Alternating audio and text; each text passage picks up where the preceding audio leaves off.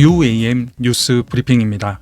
AAM, UAM, 드론 공유 서비스 관련 전세계 주요 뉴스의 헤드라인, 핵심 이슈 분석, 한 대의 칼럼을 담아 정기적으로 브리핑하고자 합니다. 구독과 좋아요, 알림 설정해 주시면 UAM 뉴스 브리핑을 보다 빠르게 확인하실 수 있습니다. 초기 UAM 산업에 결정적 역할을 하고 있는 미국 항공안전청 FAA 관련 중요 기사가 다양하게 보도되었습니다. 먼저 FAA의 각종 인증 지체 상황이 심각한 수준이라는 포브스 기사가 보도되었습니다. 비교적 구체적인 사례를 여러 소개했는데요.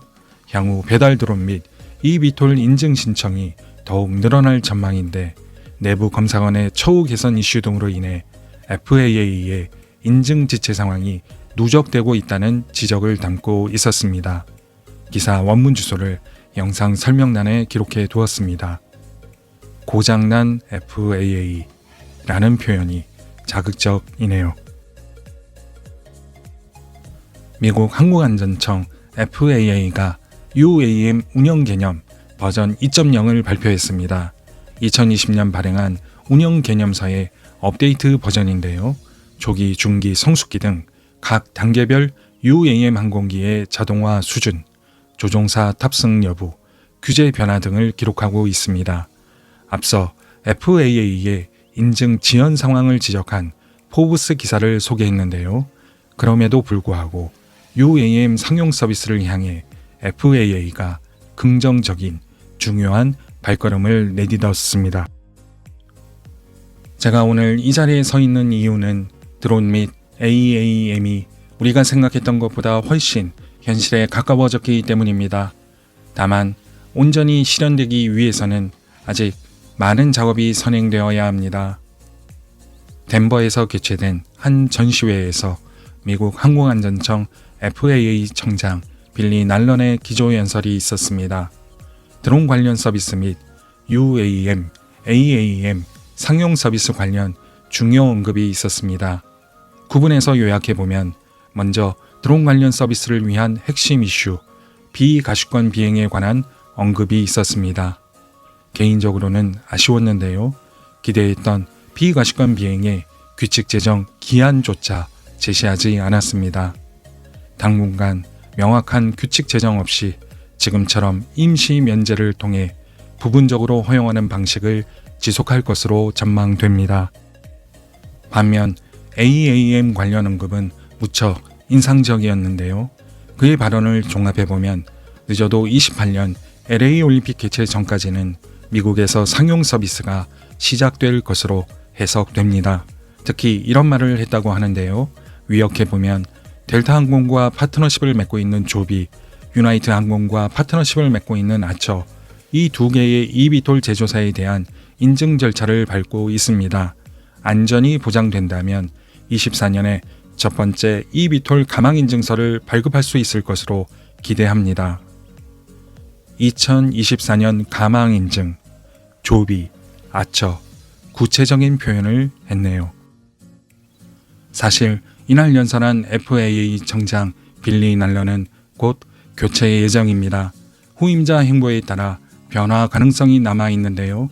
그러나 현직 FAA 청장이 2024년 첫 번째 eVTOL 가망 인증서 발급 예정을 공식 언급했다는 점, 그리고 조비와 아처를 구체적으로 거론했다는 점 역시 인상적입니다. FAA의 향후 대응을 함께 주목해 보시죠. 조비 관련 소식은 지난 영상에서 모아 소개해드린 바 있고요. 이번에는 아처 소식입니다. 아처가 가망 대상 항공기인 미드나잇 최종 조립을 완료했다고 발표했습니다. EIS, 즉 유료 승객을 대상으로 서비스를 시작하는 목표 시기는 25년인데요. 올여름 첫 비행을 앞두고 있고 내년에는 유인 비행 테스트를 진행할 예정입니다. 앞서 다른 영상에서 말씀드린 바와 같이 가망 대상 항공기를 이제야 조립 완료했다는 점은 여러 가지를 생각하게 하는데요. 유불리가 있겠죠. 인증 과정에 귀추가 주목됩니다. 지금 보시는 이미지의 앞 기체가 미드나잇이고요.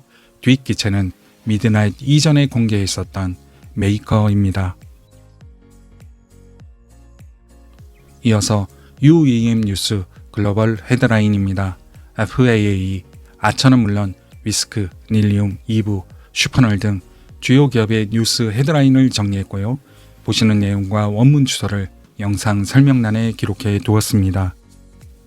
보잉이 투자하고 있는 위스크가 일본 저펜 에어라인즈와 자율비행 eVTOL을 일본에서 서비스하기 위해 협력하고 있습니다. 양사는 위스크의 eVTOL이 일본에서 형식 증명을 통과하는 과정에도 협력할 예정입니다. 더불어 향후 eVTOL 유지 보수를 위해 저펜 에어라인즈의 자회사와 협력합니다. 닐리움이 유럽 최대 풍동 시설에서 닐리움젯 시제기의 풍동 테스트를 시작합니다. 엠브레어 관계사 이브가 eVTOL 요금 목표 수준을 50에서 100달러라고 밝혔습니다. 26년에서 27년 사이에 브라질에서 상용 서비스를 시작할 예정이라고 합니다. 현대자동차의 슈퍼널이 2023 IF 디자인 어워드에서 eVTOL 기내 컨셉트로 제품 디자인상을 수상했다고 합니다. 더불어 슈퍼널이 안전을 위해 에코다인에 투자했다고 하네요. 에코다인은 레이더 탐지 기능을 제공한다고 합니다. 우리나라 소식도 살펴볼까요? 서울시와 국토교통부가 올해 하반기 개활지에서 1단계 실증 사업을 진행한 뒤 내년부터 수도권에서 2단계 실증 사업을 진행한다고 밝혔습니다. 2단계 실증 사업 노선은 아라뱃길, 한강, 탄천을 아우르는 구간인데요. 서울은 김포공항, 여의도 18km 구간과 잠실수서 8km 구간입니다.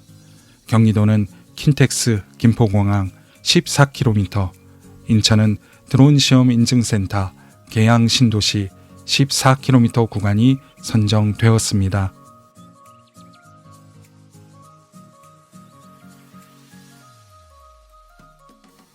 오늘 영상은 여기까지입니다. 시청해주셔서 감사하고요. 구독과 좋아요, 알림 설정해주시면 UAM 뉴스 브리핑을 보다 빠르게 확인하실 수 있습니다.